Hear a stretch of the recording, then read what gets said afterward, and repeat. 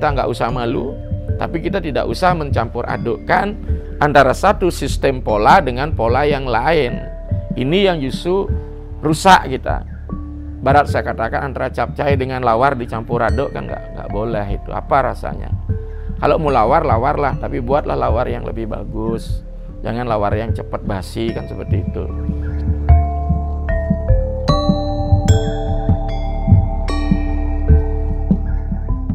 Justru orang-orang Eropa itu bisa menaklukkan Timur ketika dia kembali kepada Yunani, yaitu filsafat Yunani. Ya, Anaximandros, Heraklitus, Aristoteles, kemudian Plato, ini dipelajari dengan hukum-hukum sehingga lahirlah zaman pencerahan Renaissance yang melahirkan revolusi industri di Barat. Maka saran saya, terutama pemegang kebijakan, kita tidak hanya menguatkan sekarang secara ritual saja, mari kita kuatkan secara wilayah esoterik. Karena ajaran kita di Bali jelas Siwa Siddhanta pakemnya. Dalam aspek ideologinya, kita tidak berideologi Waisnawa. Makanya mungkin pendapat saya ya, kalau salah ya mudah-mudahan nanti ada yang memberikan data yang lebih bagus. Sesungguhnya sekte di Bali itu tidak ada. Itu tetap Siwa Siddhanta dia. Nanti bagian-bagian Siwa Siddhanta itu semua menjadi manifestasi Siwa. Ya, ini yang penting sehingga kita tidak perlu seperti kondisi yang ada di India, Brahma dan Wisnu bertengkar untuk mencari pengaruh. Apapun yang ada di Bali menjadi subordinat dari Siwa. Karena saya orang praktisi, saya banyak jumpai dalam puja setawa ketika saya melakukan pemujaan, baik dalam karya, upacara besar maupun upacara yang biasa-biasa. Maka dengan demikian ya mohon kembali bukan kita saling hujat-menghujat ya, yang menganut paham New Age religion, mana kitab suci kita tidak pernah mengenal Weda. Kalau disuguhkan pun Weda kita tidak tahu, itulah sebuah spirit. Kalau boleh saya katakan dalam tata urut perundang-undangan seperti negara, Weda itu adalah undang-undang dasarnya. Tapi ketika kita akan ada kasus pidana, tidak mungkin kita akan mengenai pasal di dalam Weda itu kepada yang kena sanksi pidana. Pasti kita menggunakan KUHP. Ini diturunkan dia ini ya dari spiritnya. Jadi Pancasrada ini sudah betul-betul spirit. Kemudian Weda menjadi undang-undang dasar, kemudian menjadi diturunkan lagi ya.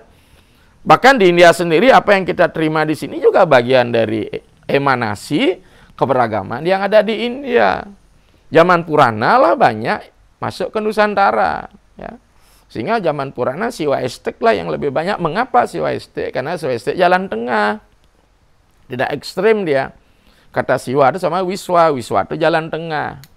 Sehingga situasi keberagaman kita dengan ritual, karena Nusantara ini betul-betul subur dengan isi alam. Bagaimana isi alam ini dikembalikan kepada si pembuat alam ini semesta. Jadilah ritual-ritual di Bali. Ini sebenarnya. Tetapi, nah sekarang butuh stakeholder, institusi-institusi agama yang bersifat formal, informal, harus mampu memberikan tawaran kepada umat. Tidak diantam rata dalam ritual. Karena ini selalu menjadi momok oleh kelompok New Age religion dan bagi misionaris di agama di luar kita bahwa Bali itu terbeban. Bahkan mengatakan ritual kita itu menyebabkan orang Bali miskin.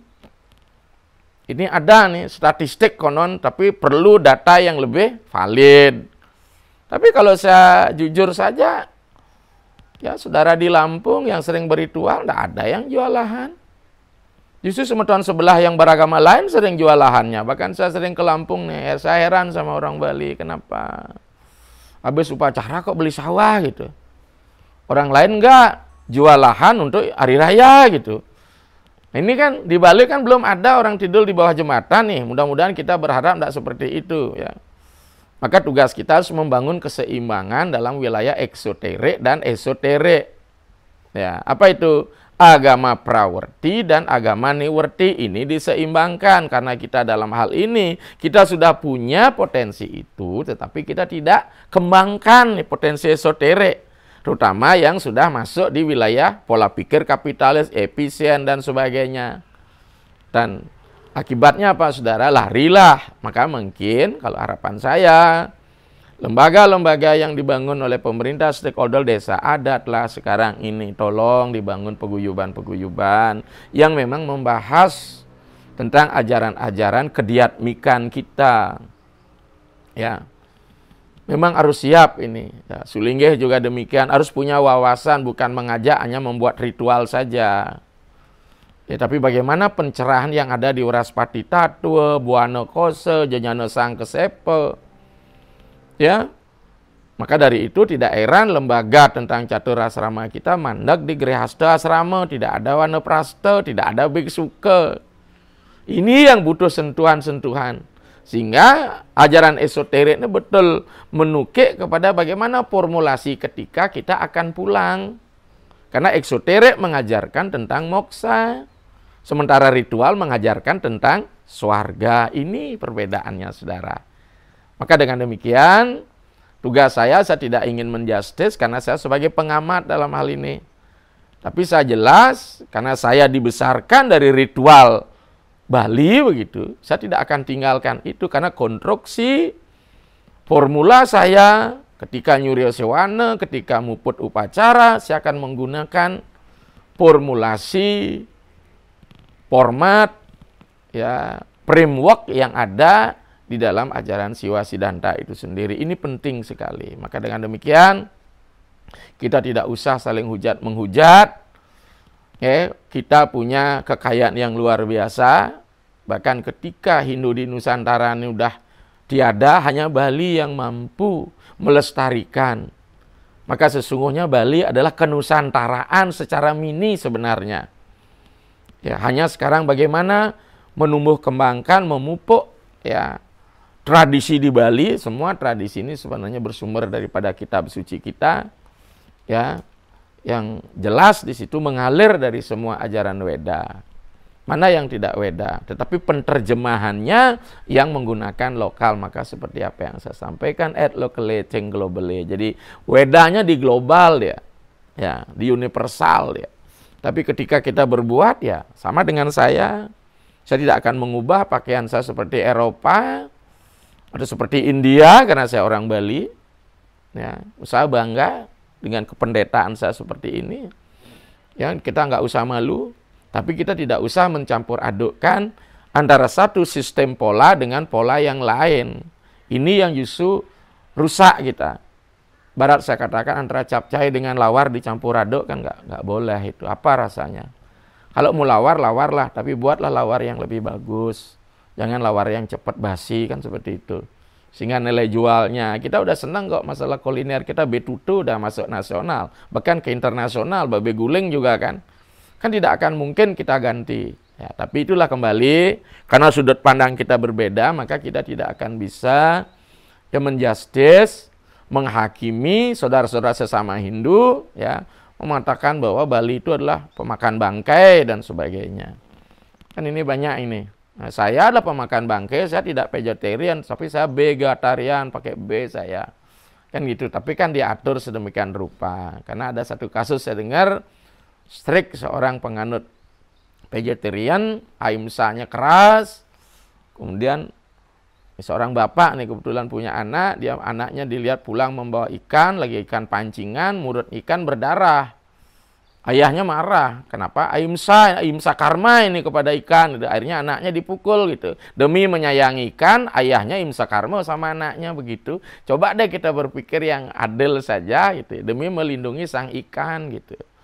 Tapi bagi saya disitulah pembunuhan dibenarkan dalam arti sesana kita di Bali. Misalnya Wali Krama Puja boleh, Atiti puja boleh, Dewa puja boleh, kemudian Dharma Wigata boleh. Ketika kita membunuh nyamuk, kita memang tidak bisa menghindari bahwa pembunuhan itu akan terjadi. Ya, tapi demi kelangsungan hidup, tapi bukan untuk pengumaran nafsu, ya, kama dan sebagainya. Inilah sebenarnya ketika kita bicara Hindu ini, tolong camkan dulu sebelum kita menilai. Ya, saya kebetulan sebagai seorang agamawan, kemudian menjadi orang akademis, selalu melihat apa yang saya kerjakan, saya melihat itu, bukan ujug-ujug menyalahkan. Kan ada dalam tatanan kita bahwa sesungguhnya selain kita mempersembahkan Banten sebagai offering, sesungguhnya Banten itu kita ingin mengangkat energi yang ada di semua ritual yang kita ambil. Maka itulah sistem kita magi. Ya, bahkan sekarang banyak juga orang barat ingin tahu tentang Bali seperti itu ya. Nah, inilah harapan saya bagaimana kita yang pewaris ini kemudian meninggalkan warisan leluhur kita. Untuk ada modifikasi saya silahkan saja, bagi saya tidak masalah. Dengan catatan framework keberagamaan kita di Bali, formatnya baik di Nusantara ini memang mesti dipertahankan. Jadi dunia gagasan kita, dunia konsep kita ini harus jelas. Ini yang tidak ada, ini menyebabkan gerakan New Age Religion itu menjustice agama kita. Pasti ada yang salah, something wrong ya dalam praktek ini. Ya, mengapa demikian? Karena itulah kembali agama kita lebih banyak dibebankan pada ritual.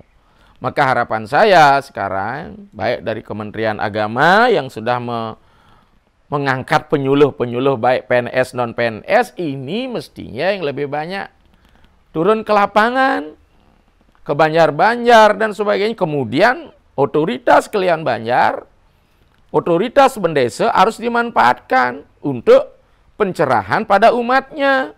Tapi permasalahan yang kita lihat ketika jadi bendesa, ketika jadi parisade, agama tidak berdasarkan pada teks yang ada, tapi berdasarkan selera si bendesa. Mohon maaf ini. Ya, kenapa?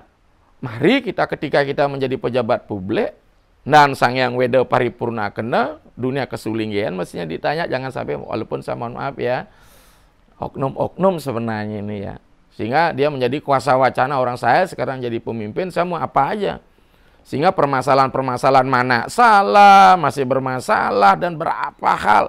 Salah pati, ulah pati, itu sebenarnya sudah nggak berlaku lagi, sekarang lagi diungkit-ungkit gitu. Karena ingin berbeda. Itu sebenarnya sudah selesai itu. Maka saya katakan ketika kita bicara masalah agama Hindu, pertama itu humanity loh, kemanusiaan kita. Tidak ada dusta di antara kita. Kita masih seperti itu di Bali. Nih, tegahan, nepan, kasto, dan sebagainya. Wangsa, campurado ini. Yang sulingih dari soroh ini lebih mulia, ini lebih. Bagi saya tidak kok. Ya, pengetahuannya, saraswatinya, hakikatnya, individuality-nya ini yang penting. Mampu tidak dia mengabrep divinity-nya, kedewataannya ini sebenarnya. Ya, tapi itulah kembali dalam teori sosial. Ketika pemilik modal termapankan tidak rela modal berbagi, itu sudah hal yang biasa. Itu kapitalis sudah begitu. Ya, maka dengan demikian harapan saya jadikan Bali ini menjadi santun, ya, menjadikan santai, santui apa istilah sekarang itu ya. Ya, jadi dengan demikian yang jelas kehinduan kita masuk ke Nusantara ini sesungguhnya ya adalah kehinduan yang boleh juga datang dari India sebagai pemberi narasi besar. Tetapi nilai-nilai Nusantara ini memang ada yang memiliki keuniversalan dengan Hindu itu sendiri. Maka kita tidak akan bisa bombardir habis, harus ganti dan sebagainya. Nah, inilah konsep. Di Jawa aja saya yakin dan percaya bagaimana saudara di Nahdlatul Ulama ya mempertahankan kenusantaraannya walaupun dia Islam ya. Maka saya katakan untuk menjadi Hindu kan omongannya Pak Karno ini tidak mesti jadi orang India. Untuk menjadi Islam tidak mesti jadi orang Arab. Kita punya kepribadian, nilai-nilai universal kita. Bukan berarti kita resistensi terhadap, wah tidak. Karena kita diajarkan dengan trikona, utpeti, setiti, perlina. Apa yang harus kita ciptakan, mari kita ciptakan. Apa yang harus dilestarikan, mari dilestarikan. Apa yang harus diperlina, mari perlina. Contoh perilaku. Ketika orang ke kuburan dulu bawa mengusung wadah dan sebagainya, lembu dulu orang mengusungnya. Budaya pertanian tidak masalah itu karena orang biasa negen bahasa Bali. Sekarang pakai troli. Udah berubah nih. Dulu kita pakai kayu bakar, sekarang pakai kompor, sekarang open lagi. Tapi hakikatnya kan sama. Ritualnya kan nggak berubah. Ya, ritualnya yang berubah apa? Tatanannya yang besar mungkin dulu ngaben-ngabehin, mekelin, sekarang ada yang kecil. Dan sekarang masalah ke depan sekarang apa? Rumah mereka sempit, ditinggal rumah 21. Kalau minimal gimana? Kita berikan solusi, ada krematorium. Krematorium tidak berhasil merusak adat istiadat.